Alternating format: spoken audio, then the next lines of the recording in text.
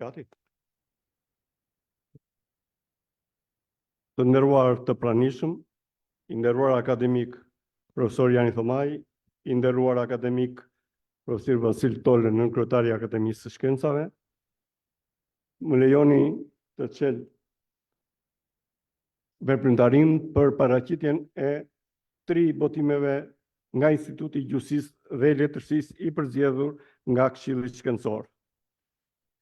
Viti që shkoi hodhi një qarkullim rreth 25 vepra, them rreth për arsye se kemi dhe 13 vepra të tjera që janë në proces botimi. Dhe veç kësaj, po e them pa e filluar veprimtarin, nëse para jush është vepra me 12 vëllime e profesor Jani Thomajt me lidhje të thjeshtë, Akademia e Shkencave, Këshilli i Botimeve miratoi botimin e veprës me lidhje speciale që besoj brenda maksimumi 2 muajsh që hidhet në qarkullim. Është përzgjedhur për të paraqitur kolana me 12 vëllime e profesor Jani Thomajt, është përzgjedhur një nga botimet e fundit të profesor Anila Omar dhe një nga botimet e fundit të profesor Arjan Leks. Më lejoni të paraqes diçka për veprën, punën, produktin shkencor të profesor Jani Thomajt. Akademik Jani Thomaj është një nga personalitetet më të spikatura të botës shkencore shqiptare të ditëve të sotme dhe falë veprimtarisë së çmuar dhe kontributit shumë të rëndësishëm në vite, zëvend të merituar të pazëndësueshëm në fushën e albanologjisë. Puna e këtij shkencëtari talentuar e shumë prodhimtar e këtij studiuesit palodhur e të suksesshëm është lidhur për disa 10 vjeçar me Institutin e Gjykatësisë dhe Letërsisë dhe me Akademinë e Shkencave të Shqipërisë. Me një profilizim përfshirës, emri i këtij gjykatari është lidhur me hulumtimin shkencor në disa fusha shkencore, në leksikologji, në semantikë leksikore, në frazeologji gjuhësore, në leksikografi, teori e hartim fjalorësh, dialektologji, fjalëformim, kulturë gjuhe, e standardizim e tjera. Kjo lidhje është përfaqet komplekse dhe shumë plançe dhe ndërtohet veç veprave të para, si vepra institucionale, fjalore tjera, edhe në 12 vëllimet që kemi parë. Akademik Jani Thomaj shquhet për punën me fill studimore, duke krijuar tek ne një shkollë të vërtet në fushat ku ka punuar e ku vazhdon të punojë ende. Po e them që tani ju urojmë jetë gjatë profesorit dhe të vazhdojë me ritmet që është në këto momente, me prurje, me një kulturë drejtimi, me një higjenë shkencore për të admiruar. E kam përnder që punojmë së bashku dhe që ja akoma në drejtimin e punës leksikografike. Emri i tij çon rreth parte studime për leksikologjinë e semantikën leksikore. Ai mbetet tani për tani leksikologu me studime monografike më të shumta e me nivel të lartë shkencor. Po përmendim këtu çështjet e frazeologjisë në gjuhën shqipe, prerje kuptimore në gjuhën shqipe, leksiku dialektore krajinore në gjuhën shqipe, veçori leksiko-semantike të ndajforme me prapashtesa në gjuhën shqipe e tjera. Kto i ka shpërblyer rritjes së nivelit të studimeve leksiko-semantike, kanë sjellë sinteza përgjithësi me rrugtarin krijuese shkencore për fjalën shqipe, si dhe kanë ndihmuar në prodhimin shkencor leksikografik me prurje cilësore, sidomos për kriteret e përzgjedhjes së fjalësit fjalor, për ndërtimin struktural kuptimore të fjalëve, për konceptimin e simetrisë ndërmjet shtresave, klasave leksikore e tjera. Në veprën e akademikut shpërfaqen ndija shkencore e metodologjia bashkëkohore e studimit, produkti shumë valencës dhe rrugë të realizimit të tij, ashtu si shpërfaqet identifikimi kombëtar përmes mbrojtjes së pasurimit të gjuhës shqipe. Aty zbulon sistemin, modelimin, tipologjinë shkencore. Vepra e tij është sintezë. Shumë studime e analiza shkencore të akademikut kanë shpalosur dhe kanë sqaruar vetë strukturën semantike të leksikut të Shqipës. Ai ka çuar në një shkallë më të lartë studimet për semantikën leksikore të Shqipës, duke e formuar e konsoliduar atë si shkencë të mirëfillt. Prurjet në fushën e semantikës leksikore strukturore, të semantikës gjenerative dhe të asaj interpretuese janë jo vetëm themel vërnëse, por dhe pika referuese në studimet tona. Ai këtu është përjatar dhe krijon shkollë për studime të mëtejshme në këto fusha. Personaliteti shkencor i akademik Jani Thomaj përfaqet edhe në prurjet e tij në leksikografinë e gjuhës shqipe, sidomos në atë një gjushe. Ai bën pjesë në grupin e mjeshtërve të fjalës shqipe të lidhur përjetësisht me të. Në leksikografin tonë të shekullit 21, emri i tij është identifikues i vetë kësaj leksikografie. Të gjitha kërkesat shkencore e parametrave e punës në këtë disiplinë i gjen të mëshiruara te personaliteti dhe te produkti shkencor dal nga duart e akademikut. Akademik Jani Thomaj është njëkohësisht edhe bashkëhartues, edhe kryeredaktor, dhe redaktor ose bashkëredaktor në veprat kryesore një gjushe normative të Shqipës. Nga fjalori gjuhës sot me Shqipe 80-s, fjalori Shqipe sot me 84-2002, fjalori gjuhës Shqipe 2006, fjalori gjuhës Shqipe 2020. Jani Thomaj është hartuesi të parit fjalor frazeologjik të Shqipes, i botuar në 99-ën, i ripunuar dhe përditësuar në vitin 2010.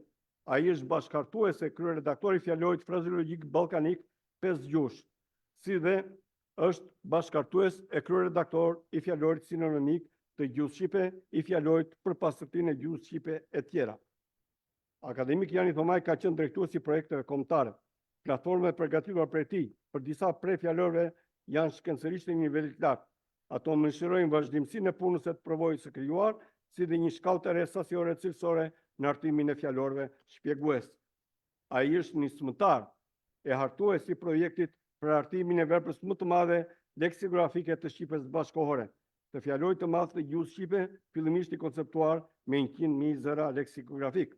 Tashmë veprën në proces hartimi, duke qenë bashkëdrejtues i këtij projekti dhe njëkohësisht, siç thash, këshillues i përditshëm i punës me redaksin edhe në marrëdhënie drejt për drejta me hartues. Të gjitha proceset që lidhen me hartimin e veprave të tilla me vlerë kombëtare e mëgjerë dhe me funksione të shumëfishta, sidomos me funksione informues e normalizues, ka njohur jo thjesht dorën e leksikografit, por atë të profesionistit, të shkencëtarit, të njeriu të fjalë menduar e punë shumë. Akademik Jani Thomaj, në pozicionin e kryeredaktorit apo të redaktorit apo bashkëredaktorit tjera, ka dhënë ndihmë të jashtëzakonshme, të pazëvendësueshme dhe në redaktimin, unifikimin apo homogenizimin e lëndës të përfshirë në njërin apo tjetrin fjalor. Kjo punë te personaliteti shkencor i akademikut jetësohet si kompetencë, përgjegjësi, aftësi, profesionalizëm, këmbgulje, kryeshmëri dhe sukses. Formati akademik Jani Thomaj del më parë dhe kur ndalesh në një kahe tjetër të spikatur të punës së tij, në atë të kritikës shkencore gjuhësore. Formimi i lartë dhe i shumanshëm, përvoja gjatë 60 vjeçare në kërkim, në studime në hartim, shpërfaqen vetvetishëm cilësi të tilla të personalitetit të tij si skrupuloz në punë si rrallkush, vëzhgues i vazhdueshëm, i hollë tepër i vëmendshëm ndaj prurëve të të tjerëve dhe patjetër ndaj vetes, kritikues mendjaftot dhe mendekthjell kur është e nevojshme e ngaherë korrekt në etikën e kritikës, ndjekës i kujdesshëm i përmirësimeve të rekomanduara dhe model në bashkëpunim. Akademik Jani Thomaj ka marrë pjesë dhe ka referuar e komentuar në 10 veprimtari shkencore kombëtare e ndërkombëtare. Ai është autor mbi 120 artikuj shkencor në shqip, frëngjisht, anglisht, të botuar në revista shkencore brenda jashtë vendit. Nëpërmjet tyre ka ndihmuar në prezantimin në botën shkencore ndërkombëtare të nivelit të ngritur të gjuhësisë shqiptare. Një mesazh që ka dhënë profesor Jani Thomaj në pasurinë e kartotekës së leksikut Shqipës me vjele të drejtpërdrejta leksikore, por dhe me pjesëmarrje në ekspedita në Shqipëri, Kosovë, te Karabreshti Idealist e tjera është një prurje tjetër e veprës së tij të gjithanshme. Emri dhe veprimtaria e akademikut është lidhur dhe me Kongresin e Ndërshkrimit. Ai jo thjesht ka qenë delegat, ka qenë pjesëmarrës aktiv dhe shumë nga punimet e tij në mbrojtje të shqipe standarde dhe të punës që bëhet për pasurimin, për sosmërinë e këtij varianti të kësaj shqipe është e pasqyruar dhe në vëllimet që kemi parë.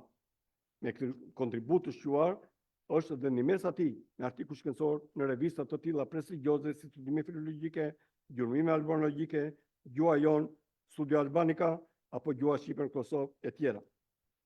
Si përgjegjësi i departamentit të leksikologjisë dhe terminologjisë, ai ka meritat për organizimin e kërkimit shkencor në departament, për ideimin e zbatimin e shumë projekteve madhore, jo vetëm në leksikografi. Profesori ka qenë organizatori dhe drejtuesi disa konferenca shkencore kombëtare e ndërkombëtare. Sekretari i përgjithshëm shkencor 2007-2008 i Akademisë Shkencave, antari i Shoqatës Evropiane të Leksikografe që nga viti 2008, e tjera pjesëmarrës në kongrese ndërkombëtare si në Budapest, Amsterdam e tjera, krijojnë profilin e tij të plot shkencor. Nisu nga ky kontribut i begat i akademikut Jani Thomaj, Instituti i Gjusisë dhe i Letërsisë, pavarësisht se kishte hedhur hapin e parë me botimin e 5 vëllimeve të shenjë e pa të arsyeshme që të botonte veprën e plot të krimtarisë të tij si autor, se si bashkautor, si thash, emri i profesorit identifikohet në veprat e leksikografisë një gjuhëshe, apo tek fjalori frazeologjik, apo tek fjalori 5 gjuhësh e tjerë. Pra këtu janë kontributet e tij, nga të cilat vëllimi i parë, çështja të frazeologjisë së gjuhës shqipe monografi, përardha kuptimore në gjuhën shqipe monografi, leksiku dialektore krajnor në shqipen e sotme monografi, veçori leksiko-semantike të ndajfoleve me prapashtesa në gjuhën shqipe monografi. Kemi vëllimin e 5 që ka studime në fushën e leksikologjisë, kemi vëllimin e 6 me studime në frazeologjinë gjuhësore, kemi vëllimin e 7 me studime në fushën e leksikografisë, vëllimin e 8 me studime në semantikën leksikore, vëllimin e 9 studime në dialektologji, për shqipe standarde, për kulturë gjuhë, për personalitete dhe vepra. Dhe vëllimi 10 është teksti dhe gjua, atë që thamë, që ndihmesa e profesorit është edhe e dukshme në semantikën interpretuese, duke krijuar modele njëkohësisht edhe pika referimi. Këshilli shkencor i institutit e pa të arsyeshme që të votonim edhe ç'është folur për profesor Jan, duke mbështetur në 2 konferenca që janë bërë në 2 universitete, Universitetin e Gjirokastës dhe Universitetin e Korçës. Dhe vëllimi 11 dhe 12 ka ndihmesat e studiuesve të ndryshëm në Shqipëri, në Kosovë apo më gjerë për ndihmesën dhe profilin shkencor të profesorit. Urojmë, profesor, që botimi i kësaj kolane të jetë një shpërblim moral yni për ndihmesën tuaj dhe me vlera të dobishme shkencore për përdoruesin, sidomos për përdoruesin shkencor, po dhe për studiuesit e rinj dhe të ardhshëm në fushën e albanologjisë. Jetë gjatë, profesor, dhe prurje të reja shkencore.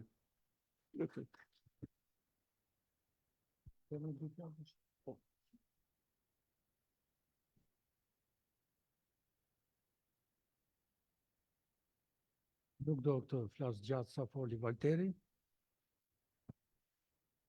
Të nderuar të gjithë të pranishëm,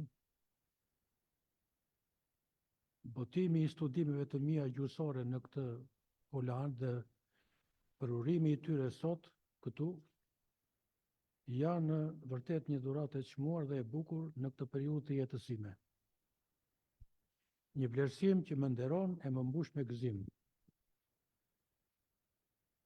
E ndjej jo vetëm për detyrë, por edhe si dëshirë zemre të falenderoj Institutin e Gjusisë dhe Letërsisë në Ish Akademinë e Studimeve Albanologjike, drejtuesit e atij institucioni, Këshillin Shkencor dhe nominalisht me emër akademikun Valter Memisha, profesorishën e asociuar Angjëllushe Karaja e të tjerë, që ndërmorën këtë projekt e punuan për organizimin e lëndës dhe për botimin e kësaj kolane në 12 vëllime.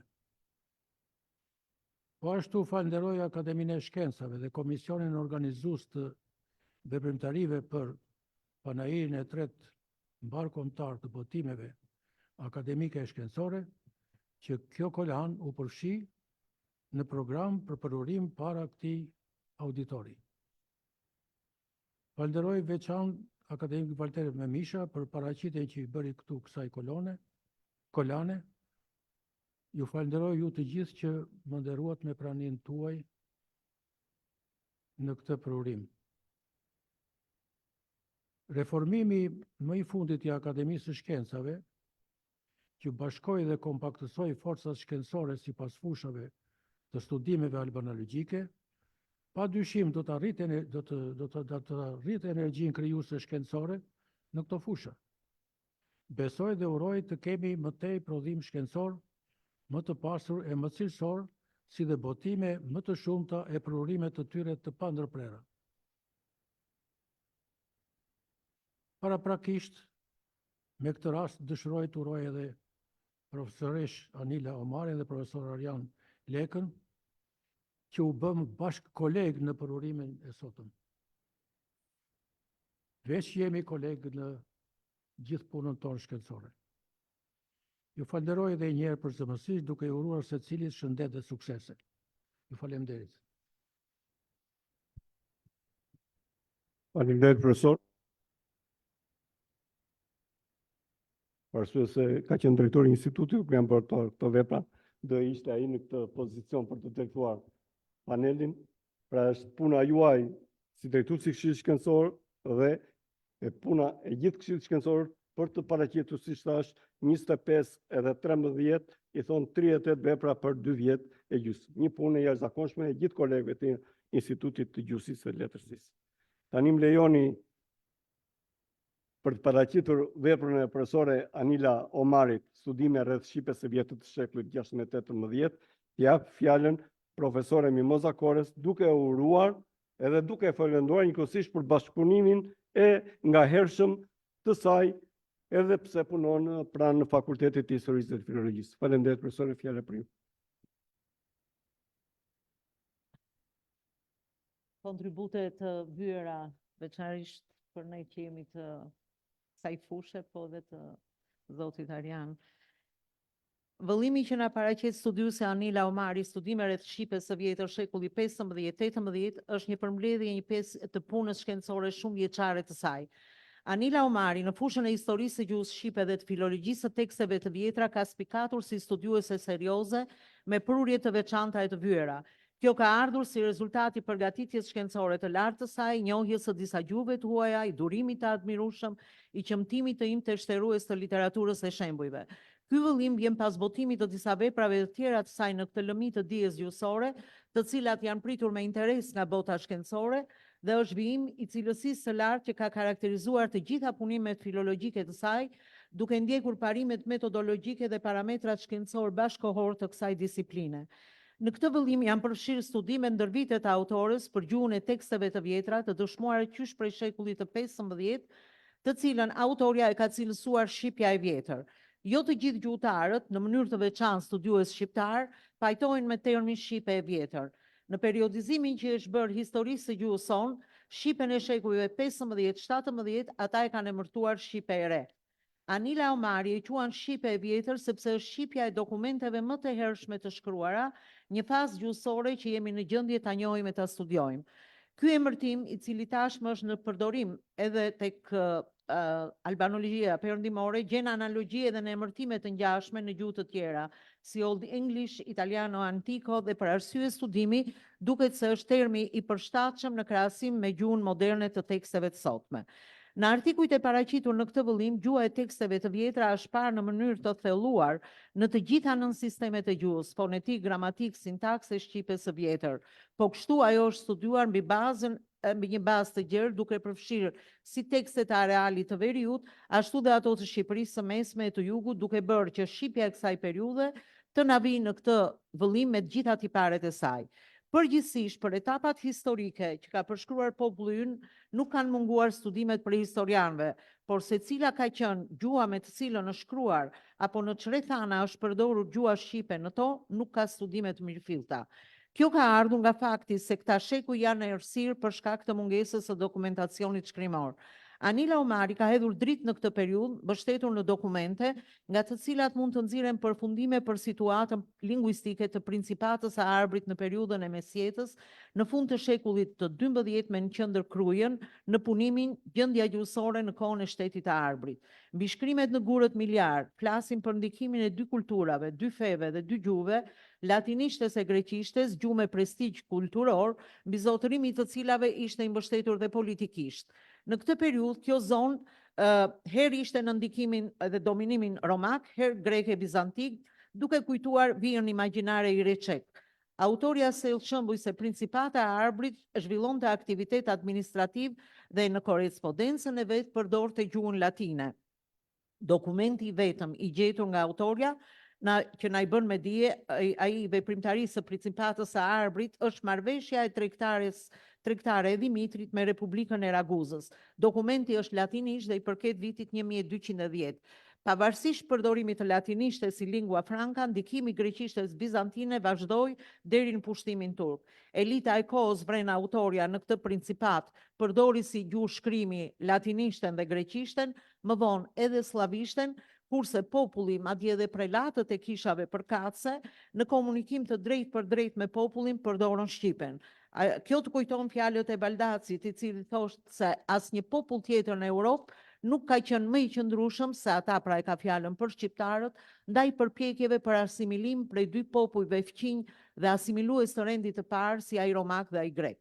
Në mënyrë të natyrshme pas kësaj vinë në këtë vëllim punime mbi dëshmitë e para shkrimore, të cilat njëherëzi vërtetojnë se një popull i lashtë, autokton, me karakteristikat e veta etnike të dallueshme, nuk mund të braktisë lehtë gjuhën dhe kulturën e vet, por shfrytëzoi kushtet e reja kulturore, politike, kishtare për fillimin e traditës letrare, që nga shekulli 15 me formulën e pagëzimit e duke vijuar me tekstet e plota. Anila Omari ju bën një analizë të thelluar të gjitha rrethanave të mësimit përmes të shekullit të 15 kur shkëlqeu epoka e Skënderbeut.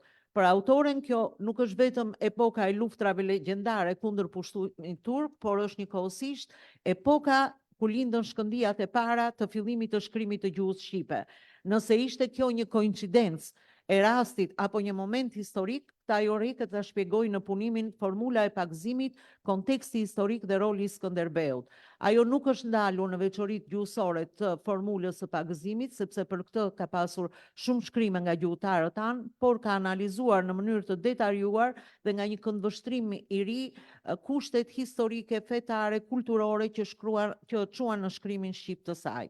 Në këtë situatë historike, fetare, kulturore do të vinte edhe libri i parë në gjuhën shqipe me Shari Gjon Buzukut. Edhe në këtë monument të parë të Shqipes për kthimi i liturgjisë në gjuhën popullore kombëtare, ju ka dhënë mundësi studiuesve në mënyrë të veçantë, ju ka shërbyer historianëve të gjuhës shqipe si një bankë të dhënash për të vërtetuar veçoritë gjuhësore të Shqipes së shekullit të 16.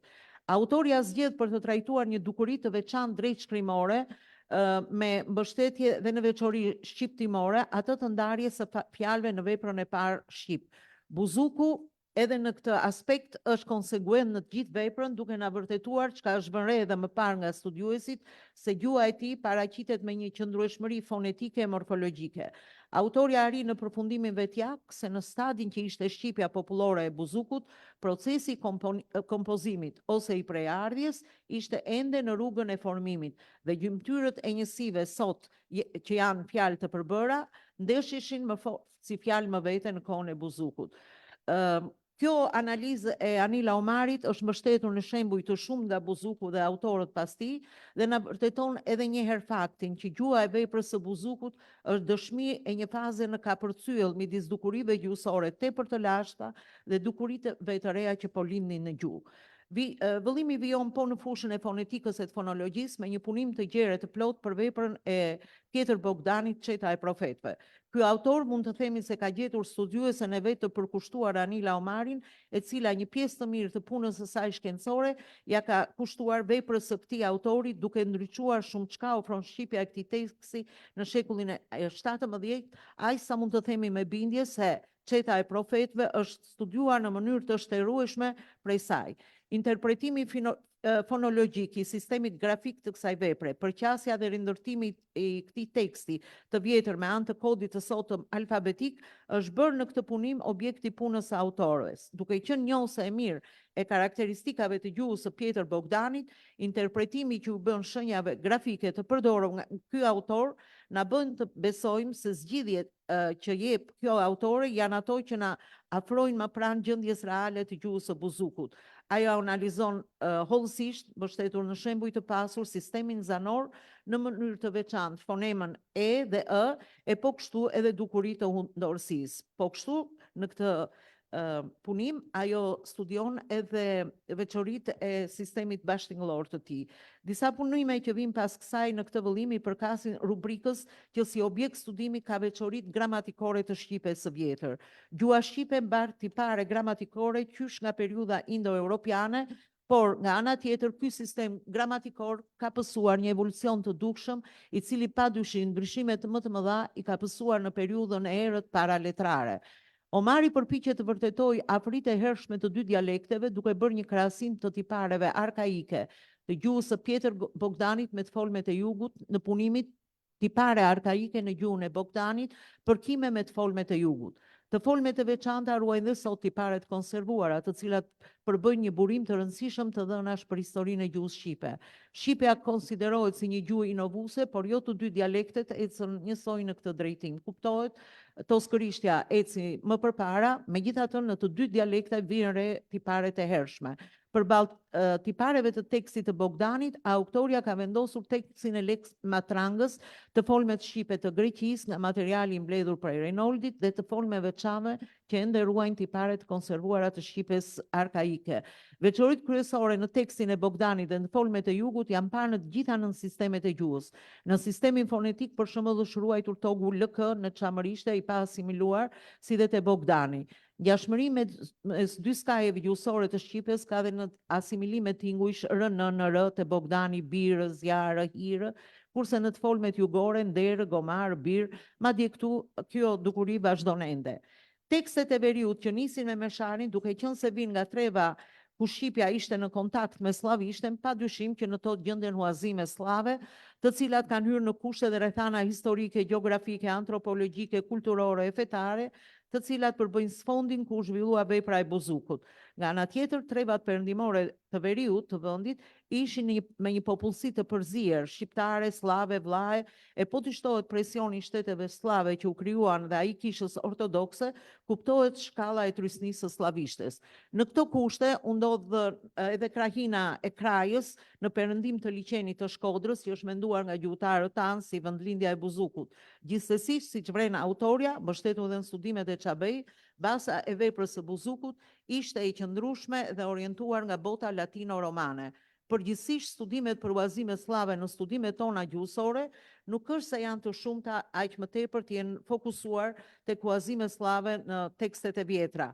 Më tepër është parë për hapja dialektore e tyre. Prandaj ky kontribut i Omarit plotson një boshllëk dhe na jep një tablo të qartë të mënyrës se si depërtuan huazimet slave, të veçorive dhe të vendit që zën ato në tekstet e shekullit 16-17. Ndikimi slav, autoria analizon qysh me ndikimin e alfabetit cirilik te vepra e gjon buzukut, i cili për shkak të mungesës së disa shkronjave latine për t'i kompensuar ato të shqipes, të tingujt të shqipes, përdori dhe alfabet slav.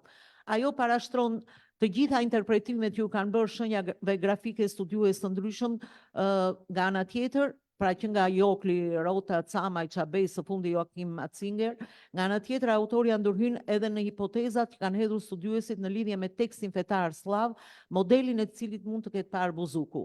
Ajo gjen të drejtë supozimin e Martin Camaj se përkimet me leksionarin e Ranjinës nga Raguza të çojnë në përfundimin se ky tekst mund të ketë qenë burimi drejt për drejt ose edhe ndërmjet indikimeve slave në mesharin e buzukut, duke bërë të mundur për autoria që në studimet buzukiane të çelet një rrugë për krahasimet sistematike me këtë tekst ose me versionet e ngjashme me të.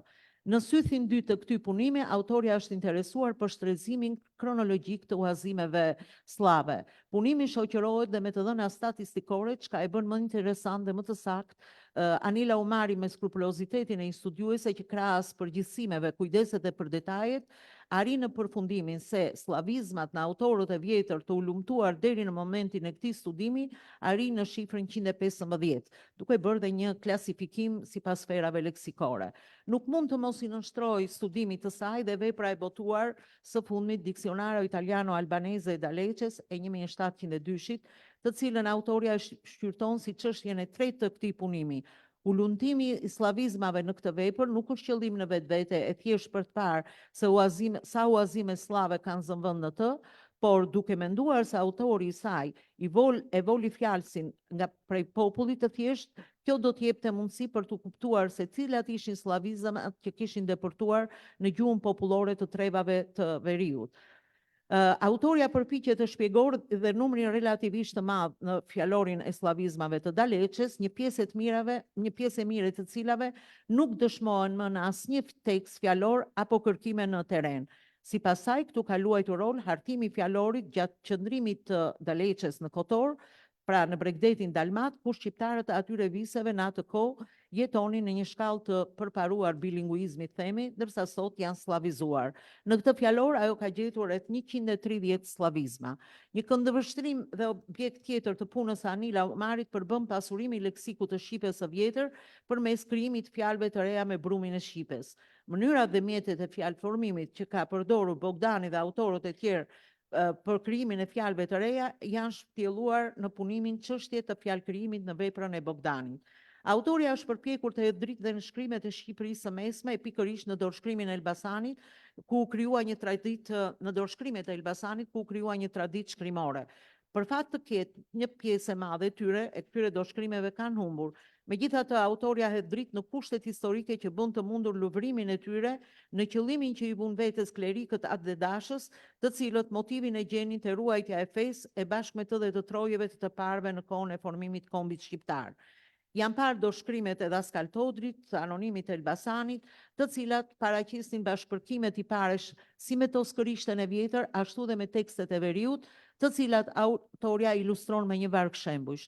Mendimin të shprehur nga disa studiuesi, Dimitër Shuteriqi, Robert Elsi, se kjo është një përpjekje e vetëdijshme e tyre për t'i afruar dialektit, i bashkohet dhe Anila Omari, duke pranuar gjithashtu se këtë dukuri e ka lehtësuar fakti që e folmja e Elbasanit në fazat më të vjetra ishte shumë më pranë toskërishtes nga ç'është sot.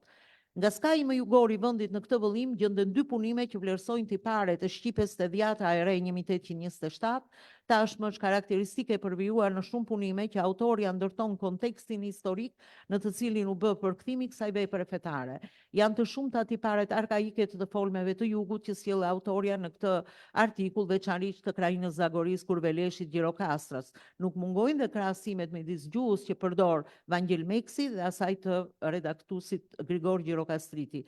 Këto punime plotësojnë tablon e të folmeve të shqipes nga veriu në jug e në mënyrë të veçantë sjellin kontribut për tekstet shqipe me alfabet grek, të cilat nuk kanë gjetur vëmendjen e duhur nga studiuesit. Edhe gjuha e teksteve të diasporës në këtë shekuj është bërë objekt studimi në këtë vëllim. Në vështrim vjen vepra e Gabriel Dalers, e cila dëshmon dukuri të karakterit reliktor në të folmet arbëreshe të Italisë. Ajo është përpjekur ose autoria është përqendruar në një dukuri interesante të sistemit folor të gjuhës së teksteve të Darës, që ka të bëjë me formimin e së ardhmes dhe pjesërisht të lidhores. Vëllimi përmbyllet edhe me një ulumtim që autoria ka bërë për tekstin e Santorit. Ky vëllim me punime të arira shkencërisht është një kontribut i vyer në fushën e historisë së gjuhës.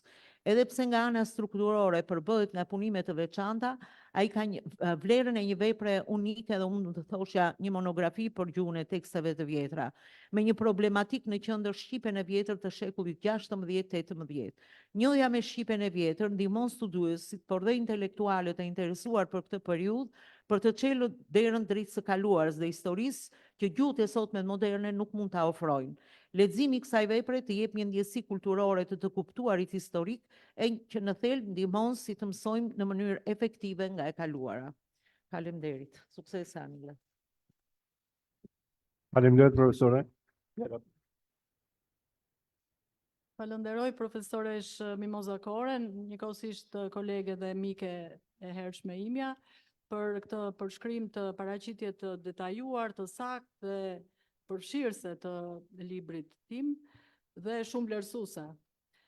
Mos më mbetet shumë të flas sepse i parashtroj me shumë hollësi përmbajtjen e librit. Unë do thosha që ashtu siç e vuri në dukje Mimoza, ky libër është frut i një pjesë e punës sime të këtyre të 10 vjeçarit të fundit ose edhe më pak më herët, dhe përqendrohet në tematikën, në sistemin e gjuhës, në gjuhën e teksteve të vjetra shqipe.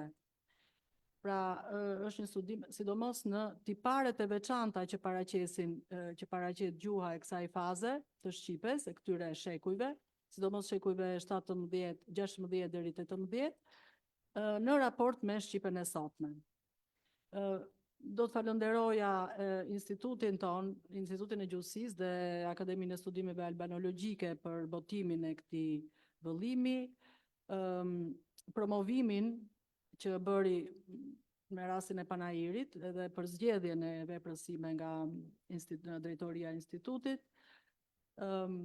dhe mbi të gjitha dhe të gjithë të pranishmit që keni ardhur sot e Enkas për prezantimin e punimeve tona. Ju falenderit dhe ne vazhdojmë tani me librin e radhës. Faleminderit juve, suksese të tjera. Më lejoni tani të vazhdojmë me paraqitjen e veprës konsensus dhe polemik e emrave dhe miteve e letërsisë shqiptare, duke dhënë fjalën profesore Valda Pacit për të paraqitur fjalën e saj në përcjellje të veprës. Fjala për ju. Faleminderit, mirëdita gjithëve. Përgëzoj profesor Jani Thomajn, profesoresh Anila Omarin, kolegun tim të nderuar Arjan Leka. Tu jam në cilësitë recensentes shkencore të punimi, kam diçka sintetike, sepse për te recenses dihet që jam edhe autore një recensioni të plot votuar disa muaj më parë. Në përgjigjet një ftesë përcjell kontributet më të zgjedhura të viteve të fundit, kolegu Arjan Leka solli para 2 vitesh në Departamentin e Studimeve Letrare një përmbledhje tematike që gradualisht u kthye në një libër të plotë studimor, e që paraqitet para nesh një dimension kompleks, nëse kemi parasysh çësjet e karakterit diakronik, të diktuar nga punimet më të fundit të tij, ashtu dhe nga vetë projekti i tij për të bërë bashkë një sër reflektimesh të iniciuara në periudhat e caktuara të kërkimeve të tij në fushë të studimeve letrare. I prirur të ruaj një ekuilibër mes vështrimeve diakronike në çështjet e interesave të tij studimore, por dhe me kujdesin që po në pikpamjet e një rendi të arsituar të reflektohen kontributet më të fundit të tij në lidhje me autor të bashkëkohësisë son, autori ka gjetur një medium për të përkthyer në krejë e kapitull të mëdhej çësjet më të rëndësishme në kërkimet e tij të dekadave të fundit. Do të jetë një ndarje e tillë e shënuar me emërtime kyçe që orienton më së pari në leximin e pjesëve që ndërtojnë veprën, mitologji, klasik, realizëm socialist, bashkëkohësi, por dhe që fakton prerje të dallueshme në vështrimin e sociologut të letërsisë, historianit të letërsisë, analistit të fakteve që kanë të bëjnë me rryma dukuri letrare në areale të tjera, që kanë qenë vatë rilindjes dhe konsolidimit të disa prej tyre. Një domethënie të mirëfillt inicimit të kësaj pune vërtet të bukur, por të ngarkuar me zgjedhje komplekse, i jep vetë parathënie thukët nga autori, i cili shpjegon dhe orienton në të njëjtën kohë mi zgjedhjet e lexuesit, që fal kësaj strukture të arsituar mund të zgjedhë mes krerëve që ofrohen për lexim dhe reflektim. Në një hapësirë të kufizuar kohore, zgjedhim të trajtojmë një vështrim më të përgjithshëm disa nga çësjet autoriale që gjenden të reflektuara bindshëm në vëllimin me titull Konsensus e polemik për emrat dhe mitet e letërsisë shqiptare, duke vënë theksin dhe në portretizimin e personaliteteve të letrës shqipe që kanë qenë reflektues prirjesh të veçanta të shpjegueshme me formimin e madh në kontekste tipike të kulturës evropiane, rasti e Tema Xhiademit, por dhe me bindjet për ndikimin e frymës filozofike në krijimtari, rasti i Hamid Xhulbekajt. Në një sprovë për të kontekstualizuar veshtrimet mbi mitin, mitet, toposet në tradita letrare studimore, figurat mitologjisë në epikën shqiptare, propozim për një rrugë alternative të mbërritjes së tyre në epos, autori ka vënë në fokus si arritjet e natyrës teorike që kanë shërbyer për të introduktuar në të tjera punime tematike me shtys dhe nga antikiteti grek, ashtu dhe gjetje konkrete në gjurmimet e fushës e antropologjisë kulturore, Çabej, Gurashi, Palaj, Ashta, e të vetë shëmtimeve që reflektohen në autor të dekadave të para të shekullit të kaluar.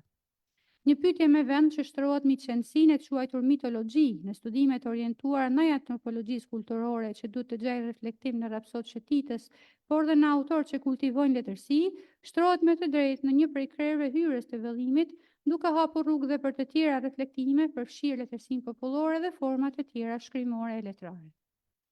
Njohja ime të letërsisë së viteve 30 e materializuar dhe në vëllime antologjike dhe në periodik kulturore letrar të së njëjtës periudhë, i ka dhënë dorë kolegut Arjan Leka që të dallojë në prirje e shkrimtari, por dhe në qasje ndaj gjinish të veçanta, më tepër si një autor të kësaj periudhe. Ndërkohë që dëmtimi i kujtesës e quajtura damnatio memorie mbi veprat e tyre është një tjetër preokupim që ai e ka vënë në dukje dhe njëkohësisht e ka kthyer në vendin e merituar në një prej krerëve të kësaj vepre.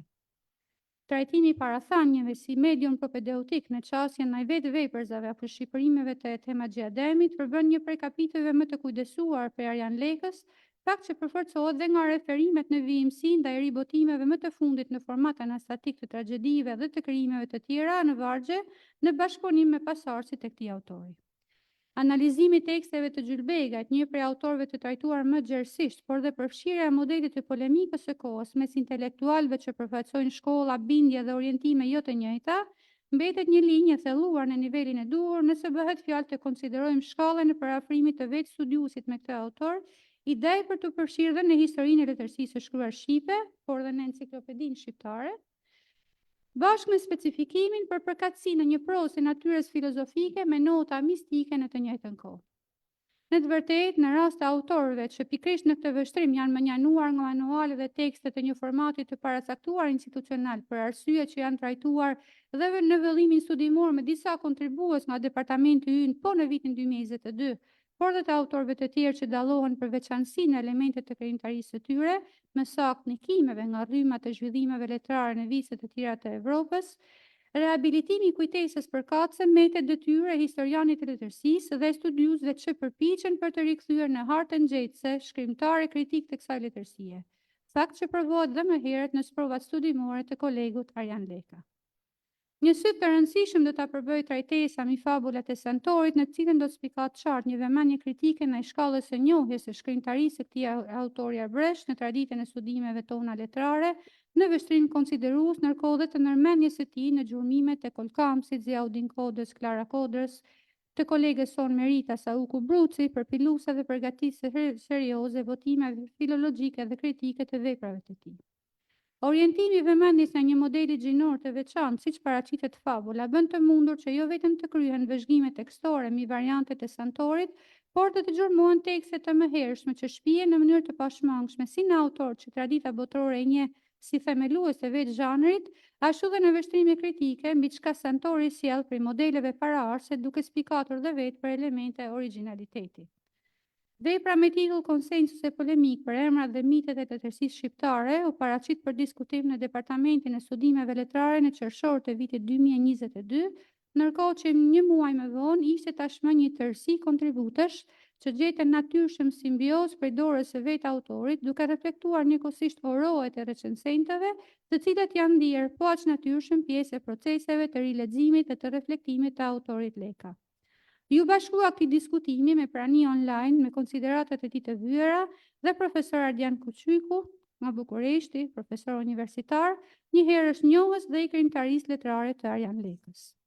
I prirur të hulumtoi dhe në pasurinë arkivore që ruhet në pronësinë intelektuale të Institutit të Gjuhësisë dhe të Letërsisë, e që ha dritë me çështjet e historisë dhe letërsisë së shkruar shqipe në veçantë mi realizmin socialist në vendin tonë, Arjan Leka solli të ripërpunuara dhe disa sprova që përmbajnë trajtesa mbi gjenezën e realizmit në viset e caktuara për të vijuar me tej me prirje më të dallueshme në disa autorë të letërsisë son, për të cilët ka gjithashtu vend dhe për analiza më të hollësishme.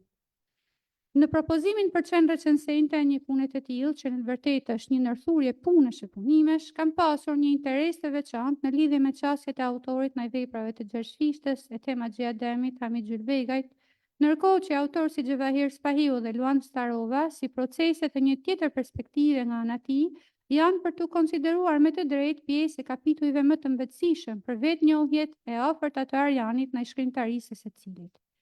Me kujdesimin e tij, këtyre autorëve është kushtuar vëmendje edhe në përgatitje skenarizime që kanë përfshirë student dhe interpret të epigrameve të Gjevahir Spahiut, por dhe për të mos lënë pa përmendur këtu, angazhimet që vlerat e veprimtarisë përkatëse apo elementet biografisë, e kemi fjalën për Luan Staroven, të reflektohen në transmetime të plota të natyrës televizive dhe kulturore.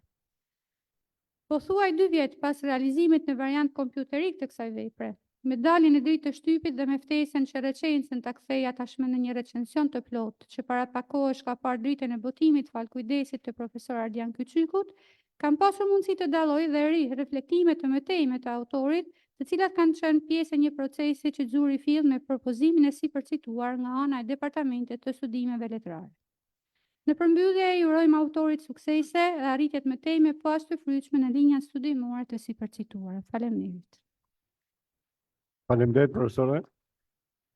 Profesor Ardiani, siç e morë vesh, ne menduam që të kishim vetëm nga një paraqitje, pavarësisht se ishte edhe paraqitja e profesor Ardian Kyçykut apo paraqitja e profesor Sejt Masakut. Kështu që për efekt kohë ne ngelëm me një paraqitje. Fjala për ju, për vetë.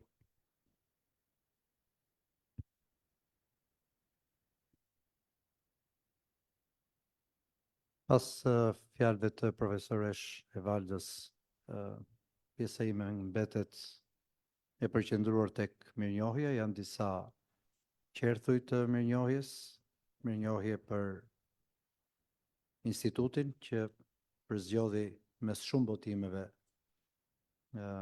veprën time për të paraqitur sot, mirënjohje për departamentin në të cilin së pari për departamentin e letërsisë brenda institutit, si pjesë e institutit, të cilët vërtet më kanë ndihmuar jo vetëm me leximin e thelluar, por dhe me qortimet e vlefshme të cilat me të vërtet janë marrë parasysh.